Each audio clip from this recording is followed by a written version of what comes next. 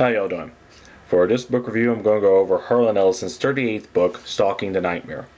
A typical Harlan Ellison anthology. This was published in 1982, a couple years after his previous bestseller, Shadow Day.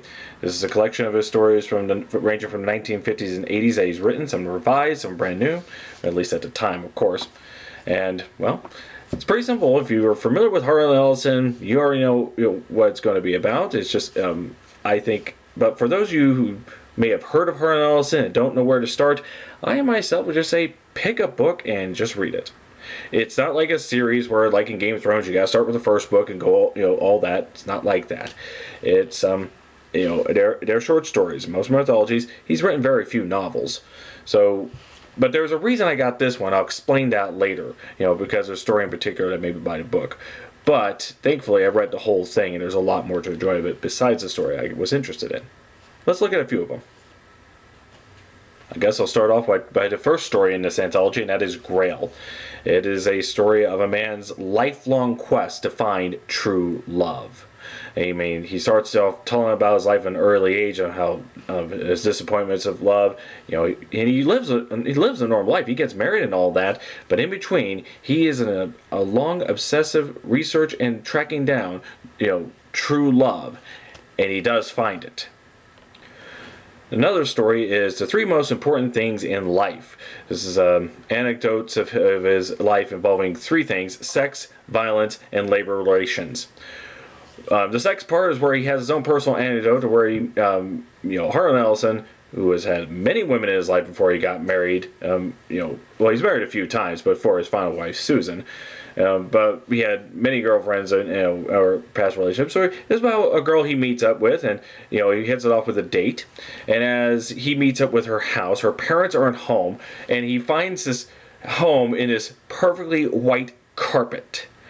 Almost where you wouldn't even want this as a carpet at all, but this is perfectly white, and the girl he's trying to have a date with is trying to tell him, careful where you step, you don't want to leave marks and all that, and eventually where he messes up just a little bit, where she flips out because her mother's going to scream to high heaven when she comes home and finds all the carpet messed up. So she's trying to clean it up, and her's like, it's a carpet, should have left on this. One thing kind of led to another, where there's more to this girl than what he thought there would be. I don't want to give too much of this, but remember, the first part is sex. The second part of this story is violence. This is where him and a friend came to witness a very violent scene in a movie theater in a bad part of town. I'll leave it at that. The third one is a story I've heard him talk about before, but this is where he talks about in detail, where he was hired for Disney, and he was fired from Disney after 4 hours, including lunch. So this is, again, you may take these stories with a grain of salt, but as extravagant as it is, many people can vouch on on how Harlan is kind of truthful on a lot of these things, as amazing as they are. Next one is Gin No Chaser. That is a story about a newly married couple who, not too long after their marriage, they're in a small, cheap apartment. They're trying to get by as much as they can. He's, the husband's got a job. He's not quite sure he'll reach up in time despite encouragement from his wife. But his wife, wants to decorate their home in a nice Middle Eastern fashion.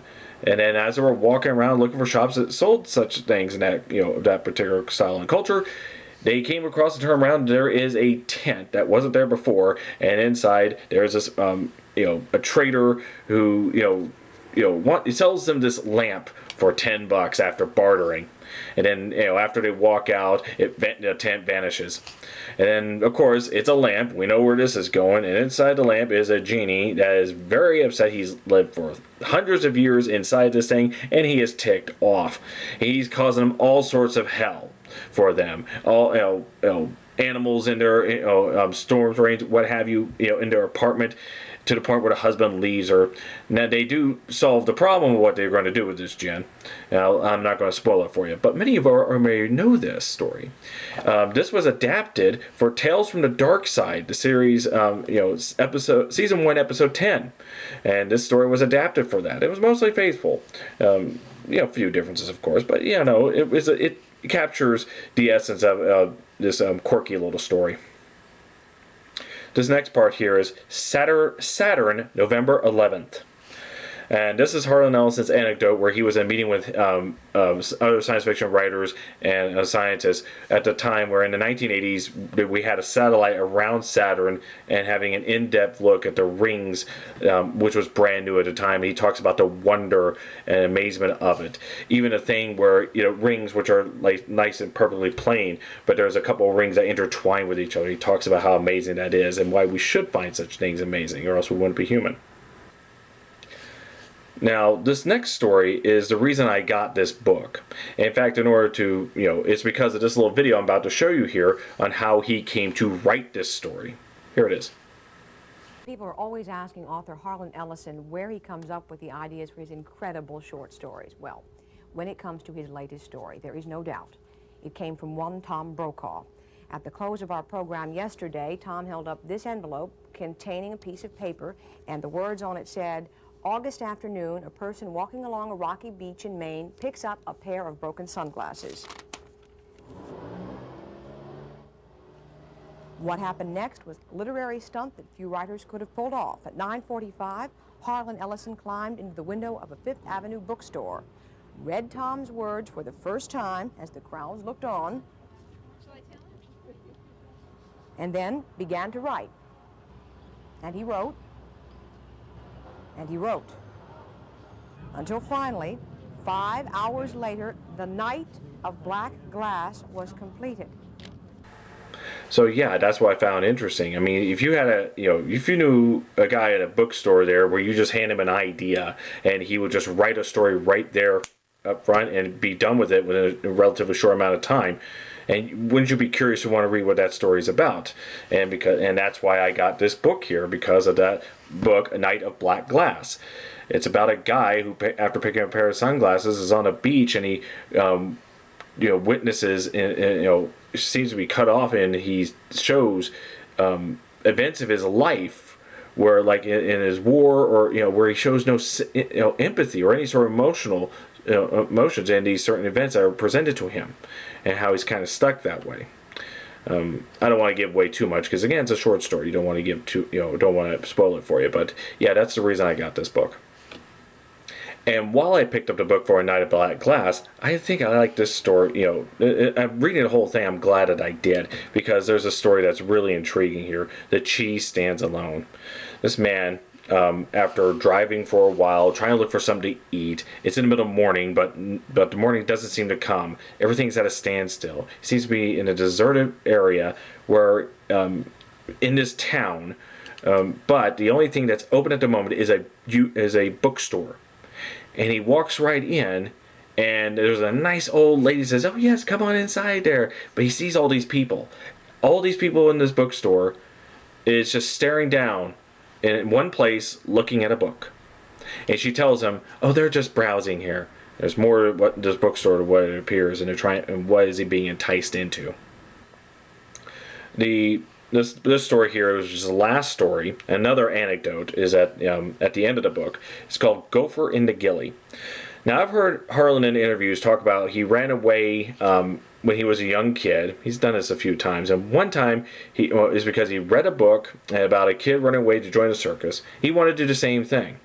He didn't find a circus. He found a carnival, a very dishonest type carnival. Not one of those that all sorts of shady things happen to make this carnival run here and there outside the usual attractions. And particularly, he talks about the geek. Now, the Gopher and the Gilly.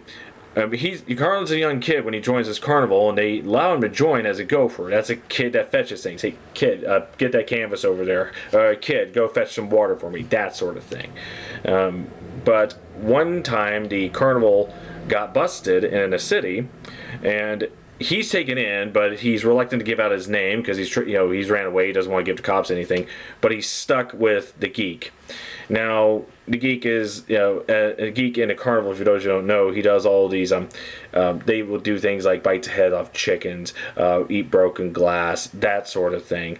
And this is kind of a remember, as I said, this is a disreputable carnival. This guy was doing all these things and just to be continually fed booze. This guy was a heavy drunk, and Harlan, as a kid, is locked up with him. He talks about his state, the state of this geek who is deprived from his drink and the unimaginable smell.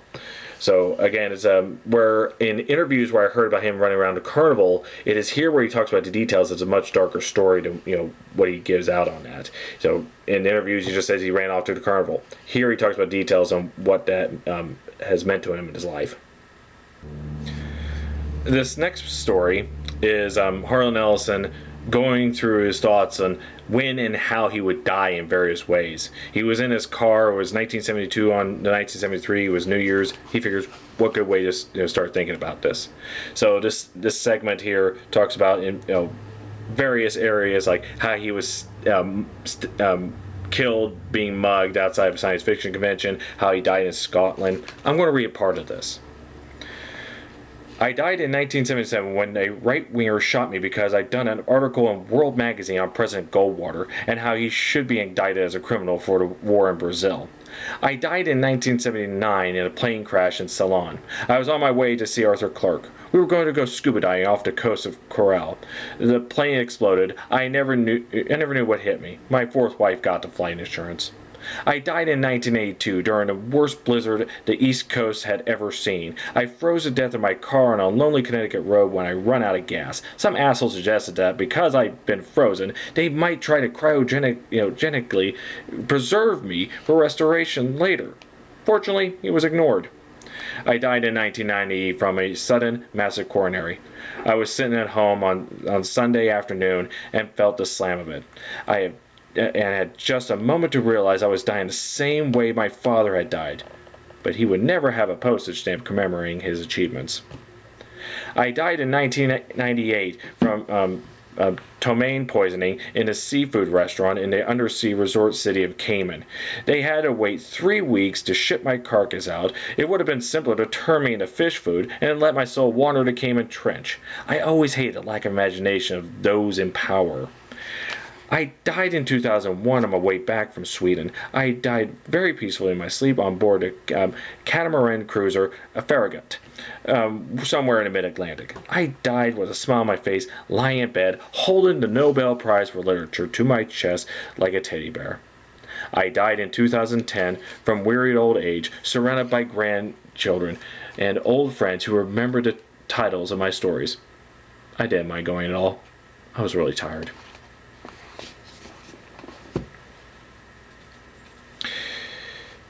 In reality, Harlan Ellison died on June 28, 2018, in his sleep in his home in California. His wife, Susan, who has been married for over 20 years, died 2 years later.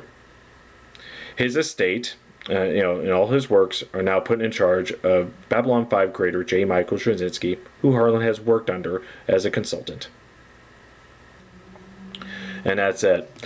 Selected stories, I didn't go through all of them, but these are some of the stories that you'll find over here. There's 20 of them in total. And again, if you've never read Harlan Ellison and you don't know where to start, this is just as good as any. There's some funny stuff. There's some serious stuff. Some will hit you. I know when the first story I read it, into this, when in Grail, did hit me in the very beginning. I can relate to what what that guy was going through. But stories, from fiction, his anecdotes, his essays, and his thoughts, like him or hate him, they're worth a read. So, Stalking the Nightmare by Harlan Ellison. Thank you all for watching. You have a nice day.